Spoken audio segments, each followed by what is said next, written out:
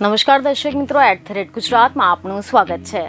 લોકસભાની ચૂંટણી પહેલા જ જાણે કે ભાજપને કોઈની નજર લાગી ગઈ હોય તેમ એક પછી એક ભાજપની મુશ્કેલીઓ વધી રહી છે, જેમાં પણ ખાસ કરીને સૌરાષ્ટ્રના મુખ્ય શહેર રાજકોટથી ભાજપે જીતના સપનાની સાથે પોતાના લોકપ્રિય નેતા પરસોત્તમ રૂપાલાને ઉતાર્યા હતા, પરંતુ હવે તેમનો આ દાવ ઉલટો પડે તેવી ભીતિ સેવાઈ રહી છે, કારણ કે ખબરો એવી મળી રહી છે કે ક્ષત્રિય સમાજ વિશે અભદ્ર ટિપ્પણી કરતા પરસોત્તમ રૂપાલા બરાબરના ફસાઈ ગયા છે।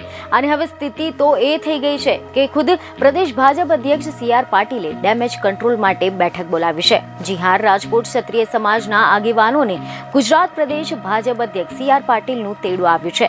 ક્ષત્રિય સમાજના લોકોને સમજાવવાની કમાન સોંપવામાં આવશે, એટલે કે પાટીલ હવે રૂપાલાની સામે ડેમેજ કંટ્રોલ કરશે। તમે જણાવી દઈએ કે મીડિયા રિપોર્ટ અનુસાર એવી માહિતી સામે આવી છે કે કેન્દ્રીય મંત્રી અને પહેલી વખત રાજકોટથી લોકસભા લડી રહેલા પરસોત્તમ રૂપાલાને તેમનું એક નિવેદન બહુ જ ભારે પડી રહ્યું છે।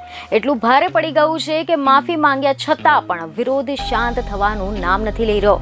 ક્ષત્રિય સમાજ વિશે તેમને જે ટિપ્પણી કરી હતી તેમનાથી સમાજ એટલો બધો નારાજ થઈ ગયો છે કે રૂપાલા સામે ફરિયાદ દાખલ કરવાની માંગ પર અડગ છે। સમગ્ર ગુજરાતમાં ઉઠેલો વિરોધનો આ વંટોળ બનાસકાંઠામાં પણ જોવા મળ્યો છે।